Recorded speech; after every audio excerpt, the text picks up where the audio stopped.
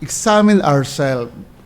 Kumbaga, suriin natin, examine natin sarili. Baka kasi nakakalimutan natin parang tayo pa rin ang may-ari ng ating buhay. Ang totoo po, whatever yan, kung sa bawat Sunday ay 4 ang preacher, tapos may men's fellowship pa, ewan ko kung ano yung magiging reaction natin. Pero hindi dapat tayo mag-react with regard sa scripture, sa Word of God. Kasi yung early church, araw-araw nga sila nagagather eh. Papayag ba kayo doon? Palagay ko, aangal kayo. So, ibang case yon. Pero makita natin na ang Kristiyano, pagdating sa salita ng Diyos, hindi dapat yan tila parang, si pastor na naman, mangangaral na naman. So, hindi po. Buhay na natin ang salita ng Diyos. At patuloy tayong sinusustain ng Panginoon. Ganun pa man, tayo po ay manalangin. Ama, salamat po mula kaninang umaga hanggang hapong pagsamba at sa aming pagtitipon bilang mga kalalakihan at kababaihan. Marami pong salamat dahil nangyayari po ang bagay na ito dahil lamang sa inyo, dahil lang po sa Ebanghelyo ni Kristo. At kung ang susundin namin ang aming mga sarili, gusto na naming magpahinga. Pero hindi po dahil alam po namin at gaya ng aming sinasabi na dapat i-examine namin ang aming mga sarili na ang totoo, ang buhay namin ay pag-aari mo na. Na hindi po dapat kaming magreklamo, hindi dapat kaming ipawalang bahala mga ganitong pagtitipon dahil ang dapat masunod ay ang inyong kagustuhan sa buhay namin dahil kami pag-aari mo na, Panginoon. Ama, pangunahan niyo po kami sa aming pagtitipon na ito at sa sandaling pagbubulay ng inyong banal na salita at nawa mas lalo pa kaming matuto, mas lalo pa kaming mapaalalahanan, mas lalo pang matiyak namin kung talaga bang kami nasa pananampalataya o nasa amin talaga si Kristo. Ama, pangunahan niyo po kami. Ito po ang aming dalangin sa pangalan ni Jesus. Amen. Examine ourselves. So, examinin natin, suriin natin ang ating mga sarili. So, sa buhay po natin bilang mananampalataya, araw-araw po mga kapatid, ay dapat may pagsusuri sa ating buhay pananampalataya. Ito ba ay may katibayan at nagbubunga o hindi? Huwag kalilimutan, gaya ng ating laging sinasabi, hindi pa tayo ganap. Mayroong pananahan ng kasalanan. So dito po sa 2 Corinthians chapter 13 verse 5, examine yourselves to see whether you are in the faith, test yourselves, or do you not realize this about yourselves, that Jesus Christ is in you, unless indeed you failed to meet the test. Sa Tagalog, suriin ninyo ang inyong sarili upang makita kung kayo ay nasa pananampalataya. Subukan ang iyong sarili o hindi ba ninyo natatalastas ang tungkol sa inyong sarili na si Jesucristo ay nasa inyo, maliban kung talagang hindi ninyo maabot ang pagsubok.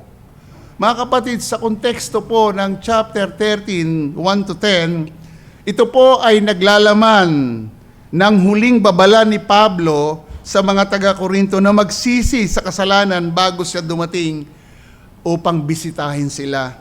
So mga kapatid, ang kanilang kasalanan ay binanggit po sa chapter 12 ng 2 Corinthians verse 19 to 21. So kung papansinin natin, basahin natin sandali lang yung bagay na yon, yung 2 Corinthians chapter 12. Basahin lang natin sandali, mga kapatid.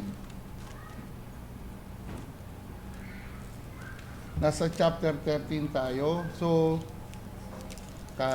medyo mahirap pong anuhin tong ating Biblia, napakanipis. Sabi po sa verse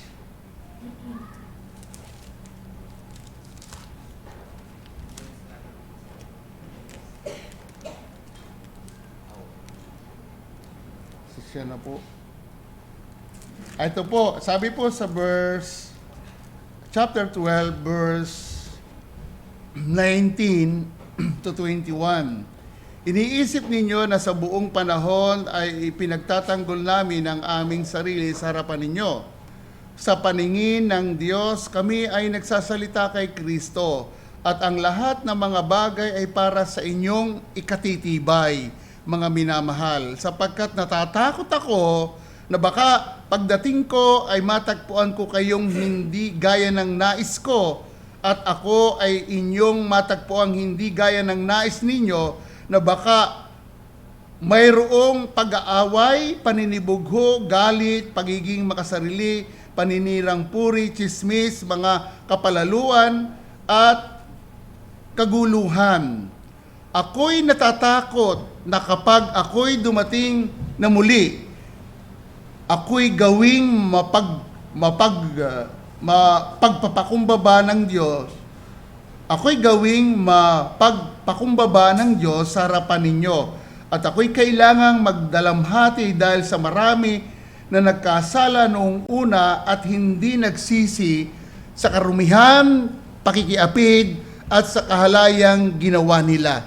So yun po, nangangamba si Paul na pagdating doon, baka wala pa rin talaga silang pagsisisi. So, walang makaiiwas, alam natin, excuse po, walang makaiiwas po sa disiplina ni Kristo kung mananatili silang hindi magsisisi o nagsisisi. Walang makikita nila na si Kristo ay nagsasalita sa pamagitan ni Pablo kapag ipinatupad niya ang makapangyarihang disiplina ni Kristo sa kanila. Kumbaga mga kapatid, hinihimok po silang suriin ang kanilang sarili upang makita kung si Kristo ay nasa kanila at siya ay nananalangin para sa kanilang pagpapanumbalik. So, alam po ni Pablo, mga kapatid, ang iglesyang ito na binigyan siya ng Diyos ng otoridad na kumakatawan kay Kristo sa gitna nila. Ngunit umaasa siyang hindi niya ito kailangang gawin sa matinding paraan ng pagdating niya. Kasi yun ang huling pag-visit niya eh. Ngayon, sa kanilang kalagayan, ini-encourage ni Pablo o hinihimok talaga niya na siyasatin nila ang kanilang sarili. Kaya nga po yung sa ating talata. Mga kapatid, sa buhay natin, mahalaga din na siyasatin natin ang ating katayuan sa Panginoon. Kumbaga, evaluate natin ang ating sarili kasi daily, hindi natin alam, minsan nakakapag-commit tayo ng sin. Alam nyo, sa pagising sa umaga, nagpipray tayo madaling araw, di ba? Gusto natin maayos, walang balakid, at humihingi tayo ng tawad sa pagising pa lang. Pero pag lumabas na tayo, nakakita ng mga tao, may mga bagay na minsan dinadalaw tayo ng maling kaisipan, tama? Kaya, ang layunin ng pagsusuri sa sarili ay upang makita kung tayo ay nasa pananampalataya. Iyon ang purpose ng examine yourself, examine ourselves, na tayo nga ba ay nasa pananampalataya. Mamaya titingnan natin, kaya ba natin hanggang alas 7? Ayun, no? May pang tapat naman tayo. Hindi po. So, gusto ko lang makita na ibig sabihin ni Pablo, kung tinanggap natin ang katotohanan ng Diyos, pinaniniwalaan ito at sinusunod ito kung tayo'y tunay na Kristiyano o Kristiyano sa pangalan lamang. Mahirap kasi yung Kristiyano sa pangalan lang eh. So mga kapatid, gusto kong pag-usapan na we need to examine ourselves. Kailangan po natin. Kasi lagi minsan, nakagagawa pa rin tayo. Mahina tayo. Sino ba malakas dito? Pakitas ng kamay. Lahat tayo mahina eh, nagkakamali eh. So, ang pagsusuri po ay napakahalaga lalo sa ating mga mananampalataya dahil hindi pa tayo ganap sa harapan ng Diyos. Lagi po nating tatandaan yun. Huwag kakalimutan, wala pang perpekto dito. Lagi minsan natatanong ko sa taga-Sumandig, pakitaas ang kamay kung sino ang hindi nagkakamali dito. Ako'y magpapaseminar. Lahat tayo nagkakamali, nagkakasala. So, dalawang bagay po ang ating pupuntusan. The self-examination is not our way. Ganun ba, Pastor? Ang pagsusuri sa ating sarili ay hindi sa ating paraan. Mamaya papakita natin. Pangalawa, it can be examined by the fruit that is connected to Christ. Masusuri sa bunga na bilang nakaugnay kay Kristo. Yun po yung ating titingnan. So, ang pagsusuri sa ating sarili ay hindi sa ating paraan. Bakit po? Bakit hindi sa ating paraan? Pastor, ako nakakaalam na laman ng puso ko eh. Kung ako ay galit kay brother, kay sister eh. Tingnan natin ang bagay na yon. So, hindi sa pamamagitan ng pagsisikap na tingnan ang ating sariling mga puso upang makita kung ano ang nasa loob natin. So mga kapatid, kung gagawin natin iyon, kung pangahawakan natin na, Pastor, totoo, hindi mo malalaman ang saloobin ko, ako lang nakakaalam. Pero ang gusto kong ipunto, sa harapan ng Diyos. So kung gagawin natin na tayo magsusuri sa ating sarili, ano yung makikita sa atin? Siguro makikita sa atin mga kapatid yung sinasabi ni Paul. Ano yung sinasabi ni Paul sa Roma chapter 7 verse 18 and 21? Tingnan natin mga kapatid. Ano yung makikita natin? Yung struggle natin. Nararanasan po ba niyo ito? Sinabi ni Pablo. Chapter 7. Pakibasa po yung nakakita para ano. Ang hirap po kasing buklatin ito. Ang nipis eh. Ayaw ko naman lawayan. Verse 18. Sige. For I know that nothing good dwells in me, that is, in my flesh, for I have the desire to do what is right, but not the ability to carry it out. 19. For I do not do the good I want, but the evil I do not want is what I keep on doing. 20. Now if I do what I do not want, it is no longer I who do it, but sin that dwells within me. So, totoo ba yan sa inyo? Totoo yan eh. Kung minsan yung gusto natin gawin, hindi natin magawa. Kung yung ayaw natin gawin, siyang struggle tayo doon, mga kapatid. Iyon ang gusto kong sabihin. So, mga kapatid, hindi sa pamamagitan ng pagsusuri sa ating mga damdamin. Ang ating mga damdamin ay tandaan natin pabago-bago yan. At maaring maging napakahirap na katibayan ng ating spiritual na kalagayan. Hindi po tayo nakadepende sa feelings. Like nung araw, parang ang praise and worship ngayon, parang hindi tumatayo ang balahibo ko. Dry na dry. Dry na dry. Si sister naman kasi kung magpaawit, parang ang lamya eh. Minsan may sinisisi pa. Hindi po tayo dapat magdepende doon. Ang gusto kong sabihin, walang ibang maghahayag sa atin kung ano ang laman ng ating puso. Ang Diyos mismo. Alam ba yung sinabi doon sa Psalms 139, 1-6? Ang gandang basahin yan, mga kapatid. Pakibasa ko yung Tony sa Tagalog na malakas para mas klaro, maintindihan. Nasaan na si Kuya Tony? No, wala na. Ikaw pala umaalis, sabi mo mag-aaral ang salita ng Diyos pero paalis-alis ka. Dede, pakibasa po, Kuya Tony. Malakas. Psalms 139, 1-6. Sige po. Psalm 139, 1-6, ano sabi niya? Sige po. Ito po ang sabi, 1-6. O Panginoon, siyasatin mo ako at nakilala mo ko. Iyong nalalaman kapag ako'y umuupo at kapag ako'y tumatayo. Grabe, no? Nakapatid mo ang aking pag-isip mula sa malayo. Iyong sinisiyasat ang aking landas at ang paghiga ko at ang lahat kong mga lakad ay nalalaman mo. Bago pa man magkaroon ng salita sa dila ko, Grabe, no? O Panginoon, lahat ng iyon ay alam mo. iyong pinaliligiran ako sa likuran at sa harapan at ipinatong mo sa akin ang iyong kamay. 6. Ang gayong kaalaman ay dukhang kahanga-hanga para sa akin. Ito ay matayog, hindi ko kayang abutin. Iyon ang sinasabi natin. God is all-knowing. Mga kapatid, bakit sinabi ko na hindi sa paraan natin? Kasi kung sa paraan natin, pwede nating ilihim na ako'y may tampo sa iyo Tama? Pero ang Diyos, hayag yun. Pwede kang magtago na sumasamba ka sa Diyos, pero may dala kang pasanin sa puso mo. Hayag lahat tayo sa Diyos, kahit sa ating pagsamba. Kaya examine ourselves. Kasi sa ating pagsamba, alam ng Diyos kung ang laman ng puso mo. Na may mabigat sa puso mo.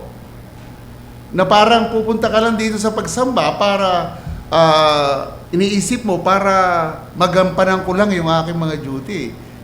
Pero hayag sa Diyos, at alam ba ninyo, wala talaga makapagtago sa Diyos. Yun ng Panginoong Hesus Nung gumawa siya ng himala, na ang tubig ay ginawang alak, ang daming sumunod sa Kanya, di ba? Anong sabi ni Christ? Hindi ko pinagkatiwala ang aking sarili sa kanila, sapagkat kilala niya ang buong pagkatao natin nung senaryong yon. Batid ng Diyos.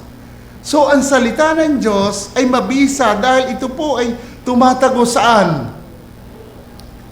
Sa buong pagkatao hanggang sa buto sa laman. Hebrew chapter 4 verse 12. At verse 13, walang makapagtatago sa Diyos. Hayag lahat. Kaya batid ng Diyos, kung ikaw ay nagkasala o nagrepent ka ba, ikaw ba'y meron totoong pagsisi? Ito yung pinangangamba ni Paul Baka pagdating ko dito, sabi nga niya, huwag kong magamit yung aking authority na matinding gamitin kapag hindi sila nagsisi. Kaya sabi niya sa verse 5, examine yourself. Kung talagang ikaw ay nasa pananampalataya o nasa iyo talaga ang Panginoong Jesucristo. Walang makapagtatago sa Diyos, hayag ang ating buhay sa Kanya. Ang point natin, ang pwedeng maglandad sa ating pagkatao ay ang salita ng Diyos. Huwag na huwag tayong magbabasa dahil babatuhin natin ang kapwa. Ano kaya ang pwede kay Brother Mark? Parang ganon, di ba? Huwag. Kasi alam ng Diyos ang motibo natin. Kaya pag nagbasa tayo ng Biblia, ilalantad yung ating pagkatao. Ay sinabi yun sa Ephesians, di ba? Ilantad nyo sila sa kanilang mga maling gawa through the Word of God. Sino ang Word? Si Christ. Ano si Christ? Siya ang ilaw. Binanggit kanina ni Deacon Anthony. Di ba? Siya yung ilaw, siya ang liwanag, siya yung grabe. Kaya ang challenge ko po, dapat nating subukin ang ating sarili. Suriin o ang buong pagkatao sa pamagitan ng salita ng Diyos. Inihahayag nito ang ating mga saloobin o mga ginagawa kung magbibigay ito ng kaluguran sa Diyos. Kaya, yung pag-examine, kailangan natin yon. Walang ibang tools para mahayag ang ating pagkatao puso ay ang salita ng Diyos mismo. Ilalantad nito ang panlabas at panloob na pagkatao natin kung nasa pananampalataya tayo o nasa atin si Kristo. Pangalawa, masusuri sa bunga na nakaugnay kay Kristo. Dito masusuri Anong sabi ng ating talata, yung huling bahagi? Do you not know yourself that Jesus Christ is in you? Nalalaman ba ninyo na si Kristo ay nasa inyo? Okay, kung alam natin na sa atin si Kristo, ano ang pwedeng maging bunga? Kung wala tayong karanasan kay Kristo at hindi masunurin sa Kanya, at kung ang ating paraan ng pamumuhay at pag-iisip at pagkilos ay salungat sa salita ni Kristo o salita ng Diyos, anong katibayan na mayroon tayo na tayo nga ay nakay Kristo? Yun po Ay anong sabi sa John chapter 15, 1-5? Sino ang puno? Si Christ. Sino yung vine dresser? Yung nag-aalaga? Father. Sino ang branch? Okay. Ang sabi doon, siya ang puno ng ubas at tayo ang mga sanga. Ang tagapag-alaga ay ang Ama. Yung sanga na nakadikit sa kanya na hindi nagbubunga ay kanyang pinuputol. Yun namang nakaugpong na hindi nagbubunga, anong ginagawa? Pinupuro niya, tinatabasan. Ang sabi doon, kung kaya'y hiwalay kay Kristo, wala kayong magagawa. At yung nakakabit kay Kristo, nagbubunga yun ng marami. So ngayon, sinusuri ni Pablo, kung talagang tayo na kay Kristo, ano yung bunga natin?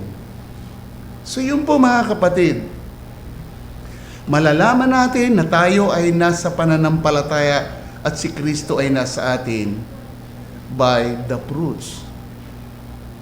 Kung alam natin na may karanasan tayo kay Kristo at taimtim nating sinisikap na sundin ang kanyang salita at nagawa natin ang sinasabi ng Biblia, mapapatunayan, malalaman natin na tayo nga ay nasa pananampalataya.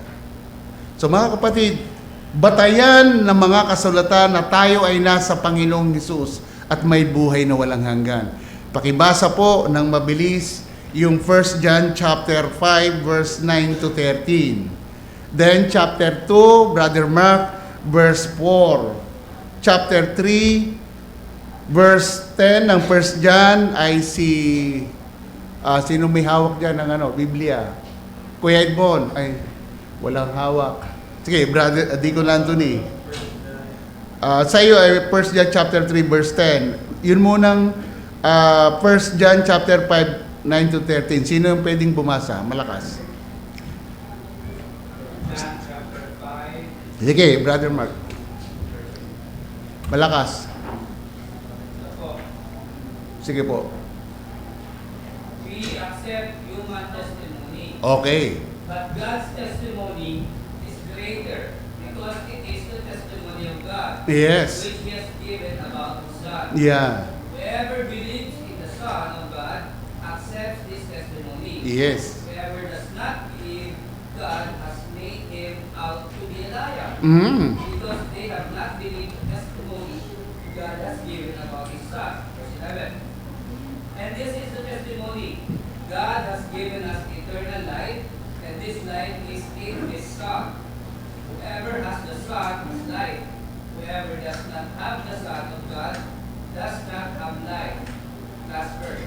I write these things to you who believe in the name of the Son of God, so that you may know that you have eternal life. Ang linaw, di ba? Yun po magpapatunay talaga na kung tayo na kay Kristo, meaning meron tayong eternal life. Kung wala yung Son, ano tayo? Wala tayong eternal life. So mga kapatid, yung Deacon Anthony, 3:10. First John, no? 1 John 3 verse 10. Sige. Sa ganito nakakayag ang mga anak ng Diyos at ang mga anak ng Diablo. Ang sino mang hindi gumagawa ng kapugiran ay hindi sa Diyos, pati ang hindi umiibig sa kanya kapatid. Ay, grabe mga kapatid, ma-identify talaga kung sino. Verse 14, pakibasa. 14. Nalalaman natin tayo'y dumaan na mula sa kamatayan patungo sa buhay, sapagkat iniibig natin ang isa't isa. Ang hindi umiibig ay nananatili sa kamatayan. 24. Diyan din. Sige. For at ang tumutupad ng kanyang mga utos ay nananatili sa kanya at siya sa kanya. At dito'y nakikilala natin na siya nananatili sa atin sa pamamagitan ng Espiritu na kanyang ibinigay. Grabe, mga kapatid, ang sabi ni Paul, examine yourself kung tayo ay nasa pananampalataya at nasa atin si Kristo. Ayan, maliwanag po yan So, ang magte-testify, Holy Spirit pa rin, na nasa atin ang Son of God. At sa ating pagsampalataya, mayroon tayong eternal life.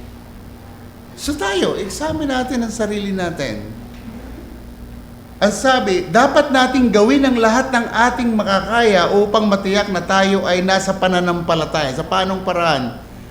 2 Peter chapter 1 verse 10. Pakibasa po. Malakas. Sige po. 2 Peter chapter 2, yung nakakita. Chapter 1 verse 10. Therefore, my brothers and sisters, make every effort to confirm your calling and election. For if you do these things, you will never stop. Confirm your calling. Makukonfirm natin yan kung papakita natin na tayo ay ano. Yung unang bahagi, Brother Mark, pakibasa. But whoever does not have Di yung 10, verse 10. therefore, my brothers and sisters, make every effort to Make every, effort Pagsikapan ninyo na patatagin. na patatagin ang pagkatawag sa inyo. Kaya, dapat i-examine talaga natin ang sarili. Ikaw ba ay nag-effort? Ikaw ba ay nagsisikap? Kung talaga nasa iyo si Kristo, dapat tayo magsisikap. At kung hindi tayo makapasa sa pagsubok, hindi nangangahulugan, baka ako hindi Kristiyano. Mali. Kung hindi tayo makapasa doon sa examen, lagi tayong failure, huwag tayong panghinaan ng loob. Laging ang Diyos ay may second chance. Humingi tayo ng tawad sa Panginoon. Dapat tayo magsisi sa ating mga kasalanan at bumaling kay Kristo ng buong puso at kaluluwa. Ang mga nagawa na kasalanan bilang mananampalataya kay Kristo ay magbubunga ng totoong pagsisisi. Bakit magbubunga ng totoong pagsisisi? Kasi nasa faith ka. Yung faith mo dapat nagbubunga. At isang malinaw dito sinabi ni Pablo, hindi mo ba nalalaman na ikaw nasa iyo si Kristo? Kung nasa iyo si Kristo, dapat automatic yung repentance, genuine repentance, nasa iyo yun. Nagkakamali tayo, with humility yun. With eagerness. Talagang makikita yun sa atin. So, mahayag ang bunga ng pagsisisi na may pagtalikod sa kasalanan. Ito ang nais ni Pablo sa mga taga-Korinto na gumagawa ng kasalanan, lalo ang karumihan, imoralidad, o pakiapid at mga kahalayang ginagawa nila na magsisi upang mapatunayan kung talagang sila ay nasa pananampalataya. So mga kapatid, ang point natin sa mga bunga, mapapatunayan na tayo ay nasa pananampalataya kay Kristo. Sa mga bunga, malalaman na tayo ay nakaugpong kay Kristo. Sa ating challenge, mga kapatid, sa buong buhay natin, gawin nating pamantayan ang salita ng Diyos.